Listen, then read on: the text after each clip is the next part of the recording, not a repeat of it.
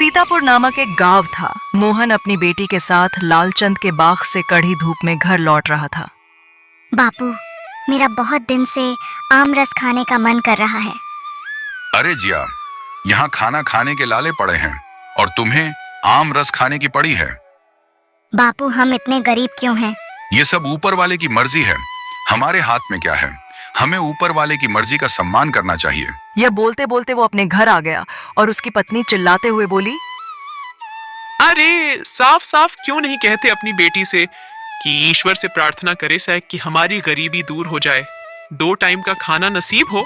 अरे चंपा, बच्चों के सामने ऐसी बातें नहीं करते हैं। तुम्हें कितनी बार समझाया है। बोल तो ऐसे रहे हो जैसे घर में दाल रोटी छोड़ कर गए हो। आज भी भाई सूखी रोटी मिलेगी। चंपा, हमें जो भी खाने में मिले उसका सम्मान करना चाहिए, न कि उसका अपमान करना चाहिए। न जाने इस दुनिया में ऐसे कितने लोग हैं जिसके पास एक टाइम का खाना भी नसीब नहीं है। तुम हमेशा मुझसे चिढ़ती क्यों रहती हो?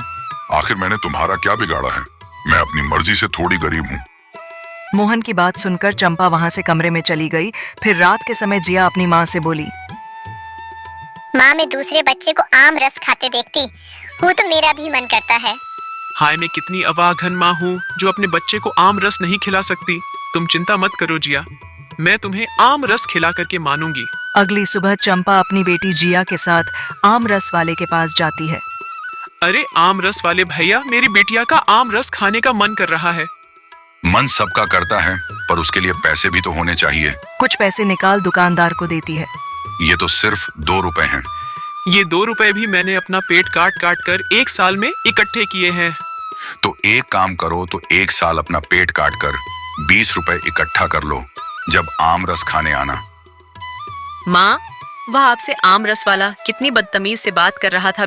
हम गरीब की कोई इज्जत नहीं होती है, हमारी किस्मत में यही लिखा है। पर बेटी तो चिंता मत कर, तुम्हारे पिताजी धनीराम के यहाँ काम करते हैं, उनका एक आम का बाग है, चलो हम वहाँ चलते हैं। फिर चंपा अपनी बेटी के साथ सेठ धनीराम के बाग में पहुंच जाती है। चंपा जैसे ही 2-4 आम तोड़ती हैं, तभी वहां धनीराम सेठ आ जाता है। अच्छा, तभी मैं कहूँ दिन पे दिन बागा से आम कैसे कम होते जा रहे हैं।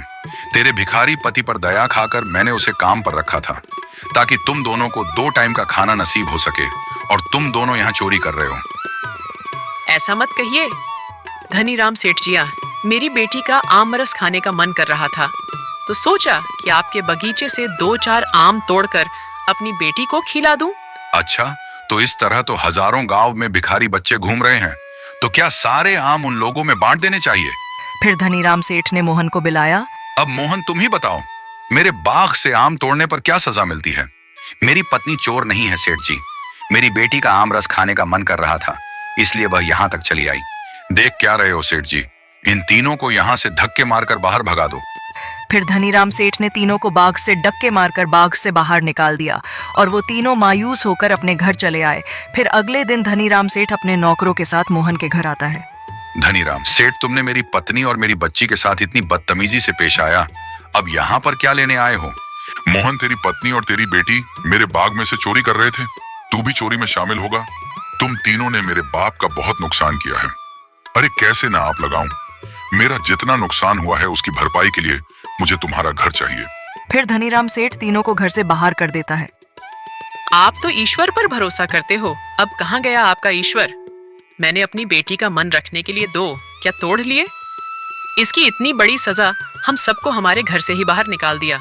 चंपा अपने पति से ऐसे बोल ही रही होती है, तभी वहां एक बूढ़ी औरत आती है और बोलती है, बेटा, ईश्वर से नाराज नहीं होते। तुम लोग इतनी गर्मी में जंगल में क्या कर रहे हो? चंपा अपने साथ हुई सारी घटना को बताती है। तभी उस बूढ़ी औरत ने उनके सामने एक बड़ा आम रख दिया। अरे माँ, ये तो इतना बड़ा आम है, हमने इतना बड़ा आम पहले कभी नहीं देखा बेटी। ये कोई साधारण आम नहीं है, ये आम खासकर तुम्हारे लिए है। अरे दादी माँ, मुझे समझ में नहीं आ रहा है, आप कौन हो? बेटी, मैं यहाँ से जा रही हूँ और तुम भी आम को काट कर देखना, तुम्हें सब समझ आ जाएगा। जैसे उन्होंने वो आम काटा तो उसमें से तमाम चीजें निकले लगी। उन्होंने उस सामान से अपनी जरूरतें पूरी कर ली। इस कहानी से हमें यह सीख मिलती है कि हमें अपने धन पर कभी घमंड नहीं करना चाहिए और ईश्वर पर भरोसा रखना चाहिए। वो एक ना एक दिन सब कुछ सही कर देते हैं। दोस्तों, अगर कहानी अच्छी लगी हो तो चैनल को सब्सक्राइब जरूर करना।